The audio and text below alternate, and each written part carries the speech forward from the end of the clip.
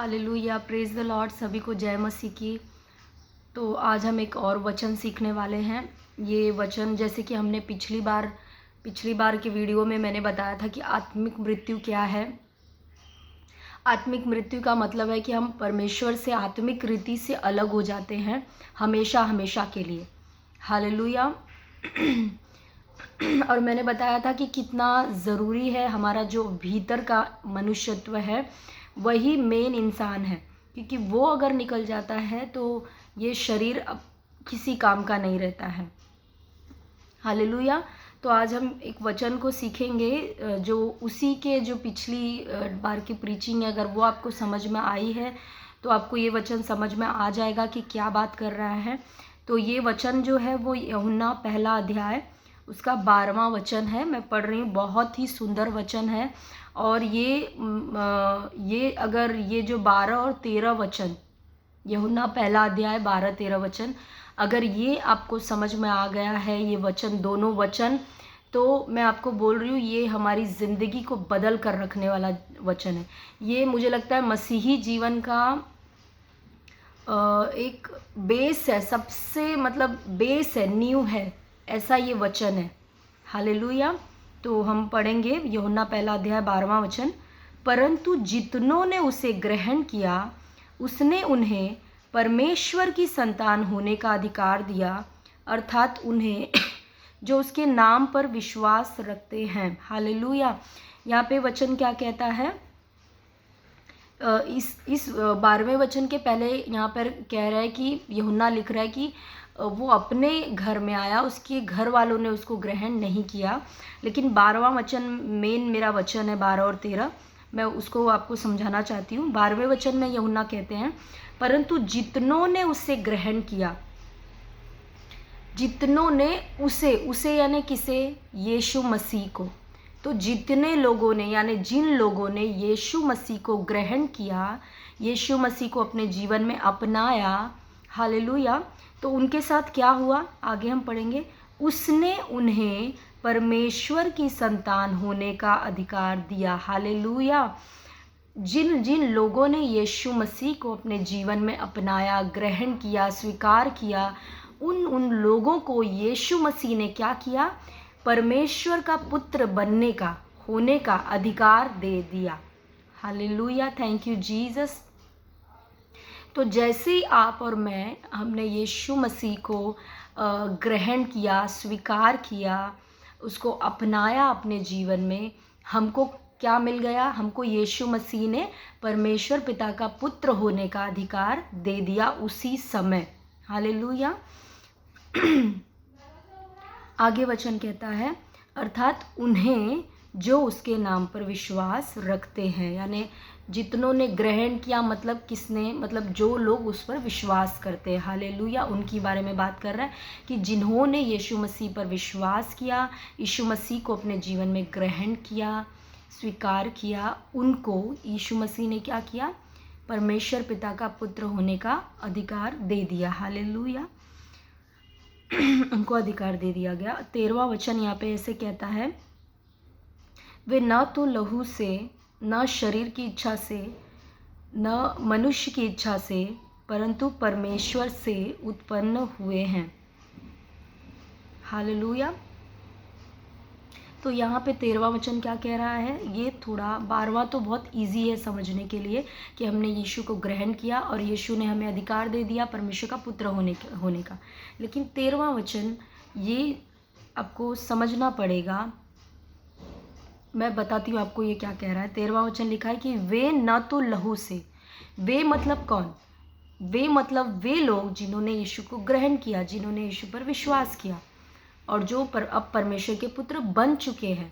Hallelujah. अब वे लोग क्या है? ना तो लहू से, ना तो शरीर की इच्छा से, ना मनुष्य की इच्छा से, परंतु परमेश्वर से उत्पन्न हुए हैं। Hallelujah, praise the Lord. Hallelujah.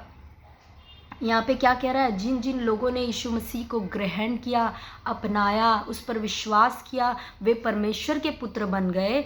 अब वे लोग जो हैं, वे लोग लहू से नहीं जन्मे हैं, ना शरीर की इच्छा से जन्मे हैं, ना मनुष्य की इच्छा से जन्मे हैं, लेकिन वे लोग किससे जन्मे हैं? परमेश्वर से जन्मे हैं। Hallelujah, praise the Lord. तो अगर आप इस शरीर को देखोगे तो आप कहोगे कि अरे ये तो वचन बिल्कुल अलग बात करता है। ऐसा कैसा? मैं तो लहू से जन्मी, मेरे अंदर तो लहू बहता है, मेरे हड्डी मेरे नसों में लहू है, मैं तो लहू की वजह से, खून की वजह से ज़िंदा हूँ। हालेलुया। मैं तो शरीर की इच्छा से जन्मा हूँ, यानी मेरे माता पिता से जन्मा हूँ। मैं मनुष्य की इच्छा से जन्मा हूँ, यानी इंसान ने चाहा तब मैं इस दुनिया में आया। हालेलुया। आप अगर इस शरीर को देखोगे तो आप कहोगे कि ये तो वचन एकदम खिलाफ बात करता है, अलग बात कर रहा है। लेकिन प्रियो, परमेश्वर का वचन यहाँ पे किसके बारे में बात कर रहा है? आप जो असल में हो उसके बारे में बात कर रहा है। मैंने आपको पिछले प्रीचिंग में बताया था कि जो शरीर आपको दिख रहा है ये आपका अस्तित्व नहीं है, ये तो सिर्फ घर है आपका यहाँ पर धरती पर रहने के लिए। ये तो एक दिन मिट जाएगा, लेकिन इसके अंदर जो व्यक्ति है, इस शरीर के अंदर जो व्यक्ति है वो इम्पॉर्टेंट है। वो हमेशा अनंत से अनंत काल तक जीने वाला है। या तो वो परमेश्वर से दूर होकर जिएगा या तो परमेश्वर के साथ स्वर्ग में जिएगा। हालेलुया, थैंक यू जीसस। तो जो इसके अंदर, इस शरीर के अंदर जो व्यक्ति रहता है वो इम्पॉर्टेंट है, यानी आपका आत्मा इम्पॉर्टेंट है। हालेलुया, आपका आत्मा महत्वपूर्ण है। Praise the Lord. तो परमेश्वर यहाँ पर वही बात कर रहे हैं, उसी के बारे में बात कर रहे हैं जो आपका अंदर का मनुष्यत्व है, जिसके बारे में मैंने पिछली बार में पूरी प्रीचिंग दिया था कि जो आदम ने पाप किया और हमारा आत्मिक रिश्ता पिता से कट गया और आत्मिक रीति से मनुष्य दूर हो गया, मर गया। हालेलुया। वही मनुष्य, वही आत्मिक रीति से जो हम दूर हो गए थे परमेश्वर से, यहाँ पे इस वचन के अनुसार यीशु मसीह ने हमको फिर से आत्मिक रीति से पिता से मिला दिया। हालेलुया। और फिर से हम अपने पिता से जुड़ गए, मिल गए और हम परमेश्वर के पुत्र बन गए हैं। Hallelujah, thank you Jesus. ये वचन इतना सामर्थी है, इतना सामर्थी है कि अगर आप इस वचन को, ये दोनों वचन को याद कर लीजिए, यूहन्ना पहला अध्याय 12 और 13 वचन, और बोलते रहिए, बोलते रहिए, बोलते रहिए। आप जैसे ही वचन को बोलोगे आप देखोगे कि आपके अंदर एक अलग सा सामर्थ आप महसूस करोगे। हालेलुया। क्योंकि कई बार हमको ऐसा लगता है कि हम अब जैसे मैंने बोला कि 13वें वचन में लिखा है वे लहू से नहीं, शरीर की इच्छा से नहीं, मनुष्य की इच्छा से नहीं, लेकिन परमेश्वर से जन्मे। तो कई बार हम अपने बाहरी रूप को ऐसे देखते हैं और हम बोलते हैं नहीं, वचन तो एकदम अलग बात कर रहा है, ये वचन तो झूठ है, ये तो सत्य तो ये दिख रहा है, मैं तो लहू से भी जन्मी हूँ, मैं तो शरीर की इच्छा से जन्मी हूँ, मनुष्य की इच्छा से जन्मी हूँ। अगर हम समझेंगे नहीं कि वचन किसके बारे में बात कर रहा है, क्या बात कर रहा है, तो हम वचन को गलत रीति से ले सकते हैं। हालेलुया।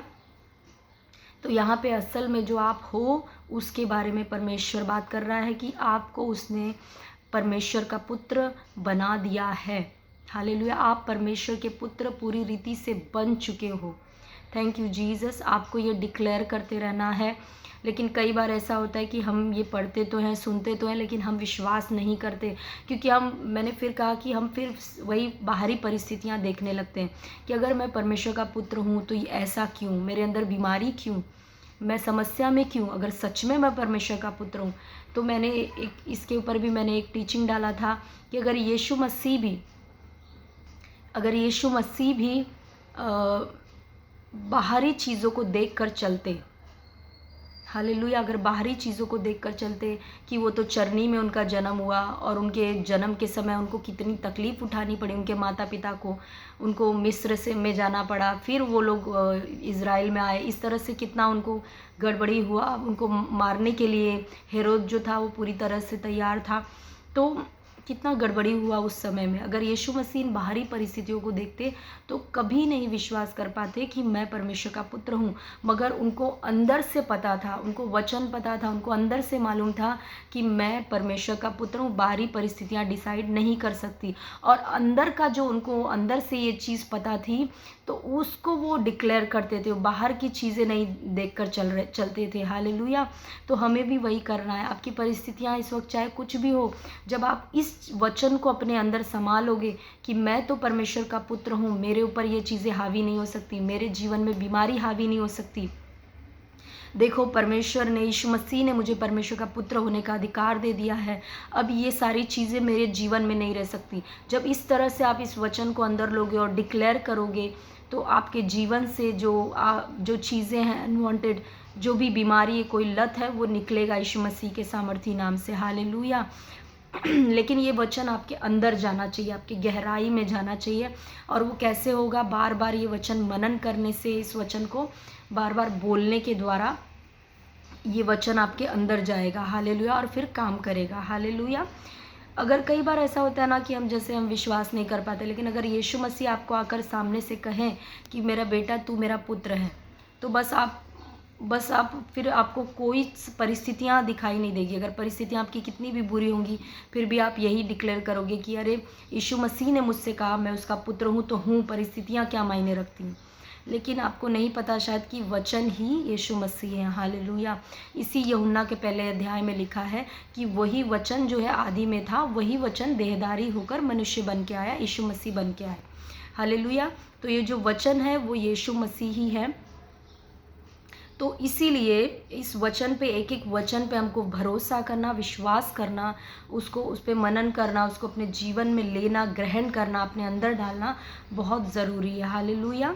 Praise the Lord. तो आई होप कि आपको ये वचन समझ में आया है। तो ये वचन आप बार बार पढ़िए, मनन करिए इस वचन पे, क्योंकि बहुत ही सामर्थी वचन है।